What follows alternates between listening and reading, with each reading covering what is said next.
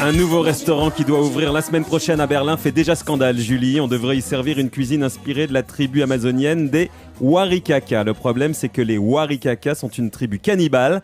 On va servir de la chair humaine à Berlin. Stéphane Bakowski, bonjour. Bonjour Marc-Olivier. En tout cas, c'est ce qu'on peut lire sur les encarts publicitaires qui paraissent dans la presse locale à Berlin. Je vois que vous êtes sceptique, Julie. Oui. C'est-à-dire que la chair humaine, ça change un peu C'est vrai. des patates et de la saucisse qui sont la base de la gastronomie allemande.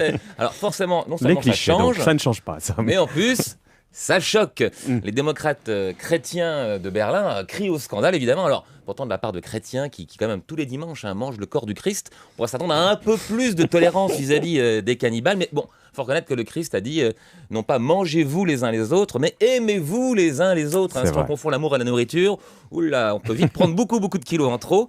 Alors, du coup, forcément, il y a une question qui se pose. Quand on ouvre un restaurant cannibale, où est-ce qu'on trouve la viande ? Il faut quand même un minimum de traçabilité sur ces produits, savoir ce qu'on a dans son assiette, enfin plutôt qui on a dans son assiette. Alors, sur son site, le restaurant précise que la chair viendra que de personnes volontaires. Donc on est déjà un petit peu soulagé. Au lieu de donner Qu'est-ce que c'est que cette histoire ? Oui, vous auriez pu donner votre corps à la science pour faire progresser la recherche. Elle l'a déjà donné à Europe. Et ben voilà, là vous donnez votre corps à la cuisine pour finir effectivement avec un grand repas entre amis. Alors, bien sûr. Effectivement, nous on a quelques préjugés en Europe sur le cannibalisme, mais du point de vue des Warikaka, le cannibalisme c'est pas du tout agressif. En fait, en digérant un corps, on assimile pas seulement ses qualités nutritives, mais aussi son âme, sa force.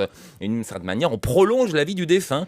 Alors, il faut un peu s'ouvrir aux autres cultures. C'est quand même ça, le 21e siècle. La bouffe italienne, la bouffe chinoise, la bouffe arabe. Et bien, la bouffe amazonienne, bientôt. Alors, évidemment, il y a quand même un soupçon, c'est que tout ça ne soit qu'une blague macabre, une manière de se faire de la publicité. Alors, les gens qui ont protesté, les démocrates chrétiens, disent même si c'est une blague, ce genre de blague devrait être interdite. Alors, l'ouverture est prévue pour le 8 septembre et c'est là qu'on pourra voir si, effectivement, c'est du scandale un peu vite fait ou si c'est la vérité. En tout cas, comme on dit aux enfants, on ne peut pas dire qu'on n'aime pas tant qu'on n'a pas goûté.